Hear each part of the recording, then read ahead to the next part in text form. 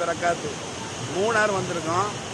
கீழே போடியிலேருந்து மேலே ஏற ஏற அவ்வளவு சோலையாக இருக்கிறது. போடி மெட்டு இந்த பகுதிகள், மூணாருடைய பகுதிகள் அவ்வளவு வரக்கூடிய வழியெல்லாம் பார்த்தீங்கன்னா நெத்துக்கு வேறு அறிவியலாக இருக்குது. இப்போ அதில் ஒரு அறிவியை தான் நீங்கள் பார்க்குறீங்க.